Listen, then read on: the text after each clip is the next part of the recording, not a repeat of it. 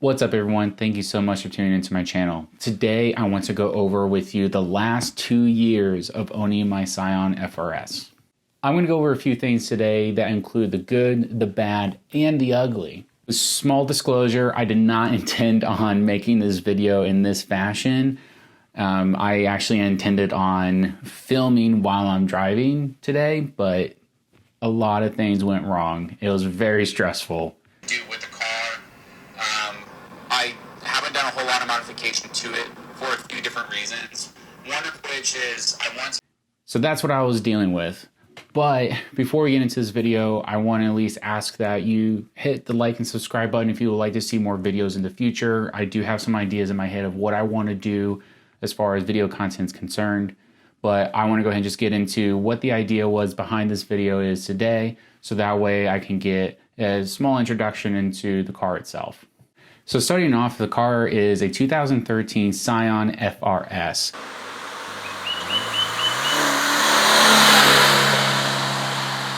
It is a 6-speed manual transmission, and I bought it when it only had 34,000 miles on it. A little TLDR on the purchasing side of things, I was looking at this car and also a Subaru BRZ, and as many of you know, that both cars are of the same family with differences between the two. But I wanted to really get a car that was going to make sense and also have some sort of appeal when it comes to looks. And the BRZ that I was looking at was a blue, and I had a blue on my mind as the car color I wanted. But the car color that I have now, which is called Hot Lava, is really what grabbed my attention in the first place. Another thing to consider was the price and the mileage of the car. So like I said, my car that I purchased was 34,000 miles. The Subaru BRZ had 30,000 extra miles on the clock, and it only cost $1,500 more. To me, I didn't see value in that, so I decided to go with lesser mileage, better looks, and overall just a better deal. Now, yes, I did give up a few different amenities because the BRZ was on limited edition 1, but after 2 years of ownership, I really still enjoy the car that I have. So I want to start off by getting into the fun stuff first, because that's probably why a lot of you are here to begin with. You may be looking to buy an 86, whether it be the BRZ, the FRS, or the Toyota 86, and you want to find out, like, what is it like owning the car for a year, 2 years, 5, 7 years, however long. I want to be able to give you my own experience, the modifications I've done to my car. Hopefully it will help you make more of an educated decision whenever it is you decide to buy this car, or maybe you don't end up buying it, who knows. The nice thing about this mod list is that it's fairly short, so I won't waste too much time on the details. But if anyone's ever interested in knowing more about the details of each modification or the car itself, you can always leave a comment down below. The first modification I've done to the car is technically the strut tower bar. I think that's what it's called. Anyways, this bar was developed by Megan Racing, and it provides a really nice look to the engine bay itself. It doesn't necessarily provide a whole lot of performance per se to the suspension. Based on the research I've done, it does help with any side-to-side movement up top of the suspension. However, with how I drive the car, it's not necessarily noticeable. It could be very negligible. I really like the way it looked, so that's kind of like why I initially went for it. And I thought it was pretty cool to get the modification done in general, just to say I did it. A few months rolled by, pun intended, when I decided to get coilovers for my car. And I went ahead and went with the BCBR Racing coilover system for this car. And there's a few different reasons why I went with BC over the other brands out there. The car is daily driven. It is not a track dedicated car, even though I wish. And I needed something that was going to be affordable, but also not so cheap that it was going to be poor quality. And I also wanted to get something that wasn't necessarily proprietary, meaning that I can rebuild it if I need to, like say I need to repair it, or if I wanted to upgrade it in the future, what does that look like with a coilover system? My first year owning this car, I went to Grid Life, which is a event that takes place all across the country. I went to the Midwest one, And there I actually talked to people from BC and I asked them all about the product itself face to face, which was really nice. And that was actually like right before I purchased the coilover system itself. So it was really nice to get that information from them up front. What I really liked about the coilover system is that it is stiffer than normal, but it has dampening adjustment. So during the wintertime, I like to turn the dampening more to soft so it's more comfortable of a ride, especially since the roads here in Indiana get pretty roughed up. And they already suck really bad when you go into Indianapolis. So I like to have that opportunity to kind of make it more comfortable and when I go on long car trips. The next modification on the list, which by the way, these are not necessarily in chronological order. I didn't put them in chronological order, but the next modification that I want to talk about is the aerodynamic piece I have on the front. It's a 2-piece front splitter system by Varus Engineering. And Varus Engineering is local here to Indianapolis, and they're really good people. I got to talk to them before I ever even bought this product.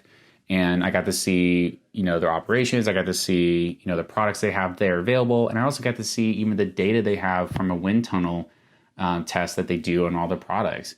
And to me, there's a few different things that stand out about Varus versus other companies. And that is just the access to the information that consumers have, which really made me feel more confident in purchasing their product. I have the 2-piece, like I said, versus the 1-piece, which if you take your car to the track a lot, which I've never taken my car to the track. But if you were to use this 2-piece option and say you were to break one side of it because you hit the wall or you hit a bump and you just destroyed it. The nice thing about that is that it's going to be cheaper in the long run because this 2-piece is from excess material that they have when they make the single piece. And could you potentially just buy one side? Probably. If you're local, it's probably going to be easier to do that. But it was also the cheaper option overall versus the 1-piece. The hardware that comes with it is really nice too. It's very high quality.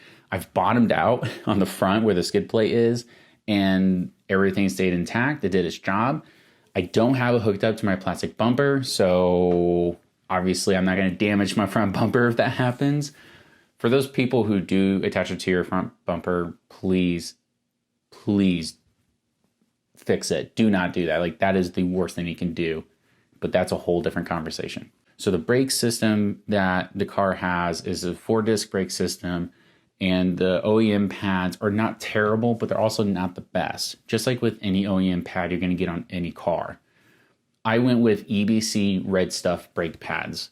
If you are familiar with EBC, then you understand that they have different tiered brake pads. You have, I think it's green stuff, red stuff, then yellow stuff. I think it's in succession like that.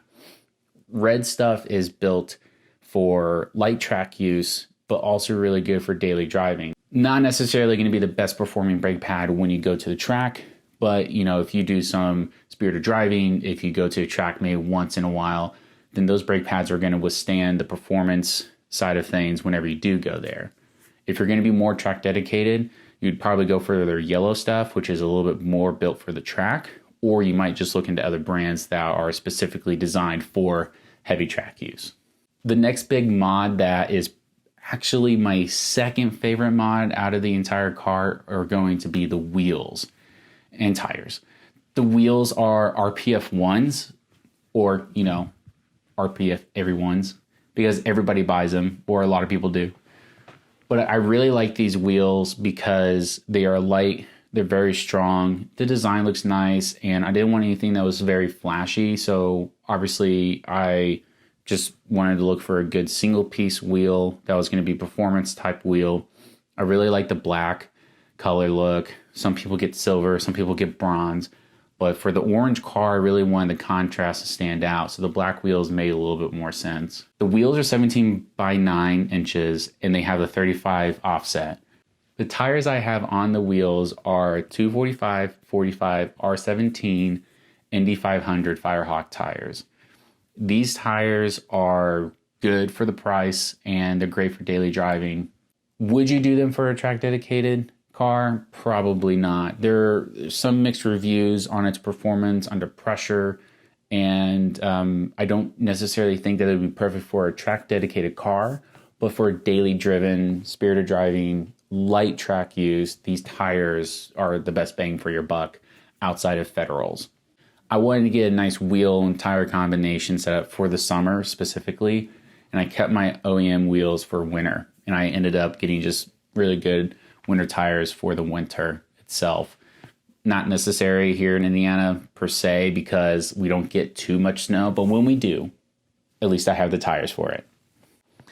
The most recent and my favorite modifications so far on this car are the headlights. The headlights I have on this car are made by Morimoto. And you may have seen these headlights before under different brands. I think Intech and then even FT86 Speed Factory has their own kind of branded headlight that is the exact same headlight, I guess. I mean, that's what I think. But I bought these headlights from a company called the Retrofit Source. Many of you have probably seen their website because they are a dealer of these headlights. And I've been looking at these headlights since before I even bought the car. So I've had my eye set on them for quite a while. And the reason why I went with these is because, well, I mean, first off, they just look amazing. And then I also researched other headlights, which a lot of those headlights you can find out there are going to be much more affordable for most people than the Morimotos. But in reality, I just wanted to pay the extra money to make sure that I have a better product in the long run. I've seen a lot of reviews on other headlights where they're cracking, they're hazing, the LEDs give out, stuff like that. What I really like about Morimoto's is that the product itself, it has some really good internals. With the company that I'm familiar with, which is Osram, they created the LED boards that go inside the light itself. The housing's black. The turn signal can be sequential or non-sequential if you want.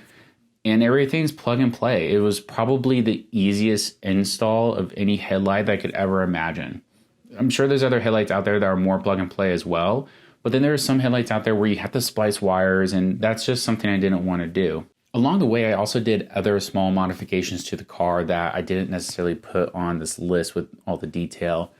But, starting out, like the very first small thing I did, even before the strut bar tower, was got my windows tinted, which was perfect because I really do not like fish poles. It's 20% all around, excluding the front windshield. The next thing I did, which was more of like a winter project for me, was I took some interior pieces out of the car and I got a dry carbon fiber wrap, and I did it myself. It was a really cool DIY project, and it cost me less than $50, which is amazing. That's even including the heat gun. I got WeatherTech floor mats for the car because I wanted to have that protection during the wintertime with all the salt and grime. Didn't want it to ruin the OEM floor mats.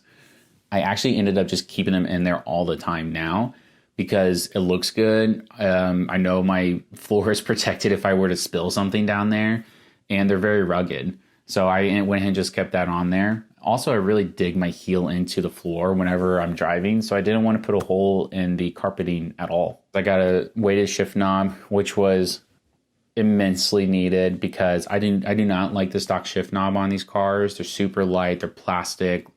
They look cool because they're kind of like wrapped in leather with some red stitching. But when I took that shift knob off, you could see where my pinky and even the other person who owned the car, where their pinky was. And it was just worn down. And I ended up going with I think it was a 400 gram. Is it 400 grams? I can't remember. But it's from BlizzTech, and it was a nice addition to the car itself. In the engine bay, I got a red top battery because my old battery was starting to die, and I realized that the old battery I had was one of those crappy batteries that people get in their car. I don't know if it was the OEM one or if it was a replacement from the previous owner, but it definitely didn't look good. It is a little bit heavier than what most people would like, especially if you're looking to do a track used car. So maybe you might go a different direction than red top if you're wanting to get a lighter battery out of there. The next thing I want to talk about is the bad and ugly about this car, which, to be honest with you, is pretty short. Like, I think it's even shorter than the mods list. And the reason being is because this car is very reliable. It's the most reliable car I've ever had, and it's the nicest car I've ever had. That, and I'm very anal about maintaining my cars and taking care of them. So it's going to be a relatively short list. Coming out of the gate within 3 months of owning the car, I had an oxygen sensor go out in the exhaust system. It was post-catalytic converter. The code said so. Pretty straightforward, right? The elephant in the room is the next one, which is the recall notice. And everybody understands the recall notice. Everybody understands the horror stories. But I didn't waste any time getting a fix after I got the notice. So after the holidays in January, I got the car fixed at the same local Toyota dealership that I've gone to. And I just so happened to go to the dealership in the area that had a master mechanic from Subaru. So they understood what they were doing, thankfully. The next issue that I had was actually more recent, late last year, where my VVT seals went bad and they were leaking oil onto the wiring for my fuel system, which was pretty scary because it was troubleshooting codes that I've never seen before. And I was like, they're not going away. I'd reset it and they come back. I'm like, okay, something's wrong. Dealership that I went to cleaned the engine because there's oil dripping down it, and they tried to find the leak and they had trouble finding the leak. But then a Toyota field tech was in town and they said, hey, I'll take a look at it for you. And luckily they found out what it was, and it was just those seals. So the warranty paid for all of the repair, excluding the diagnostics and the labor to clean the engine, which, sucks that I have to pay for it. But at the end of the day, repairing that in the car costs as much, well, not as much, but very close to the amount that it costs to do the recall. So right there, I saved myself a good chunk of change, which probably could have just bought me a whole new engine. At the end of the day, this car is a very fun car. Like I really have no problems with it. And any car is going to give you stresses, throughout your life, and you're going to have to deal with them. You're going to have to pay for major repairs. You're going to have to deal with recalls. And with this car, like owning it for 2 years, I still do not get tired driving it. Especially now with just the small amount of things I've done to the car, it really stands out from the crowd. I do get compliments from people whenever I go to car shows or even on the road itself, which is pretty nice. And, especially at the headlights more recently, even my girlfriend really likes my car, which is, wow, it's awesome. It's awesome to get those kind of compliments. So I really do enjoy driving this car, working on it, even though I can't really work on it that much. I can't even change my own oil because of the warranty. So that kind of sucks because I've always been a kind of a DIY person when it comes to my car. So that's definitely been tough to live with, but at the end of the day, it saved me a lot of money. Going forward, there are a lot of different things I want to do. I want to do some more modifications, and I have a whole list of things. This year, it's been tough because everything's been delayed or canceled. It was supposed to be my third year going to Grid Life, and that's been postponed till October. So it's like, those kinds of things have been put off, and it's for good reason, but I think for me, it helps me enjoy my car more in the current state that it's in. And that's the biggest reason why these modifications are on a short list, and, it takes me a long time in between modifications.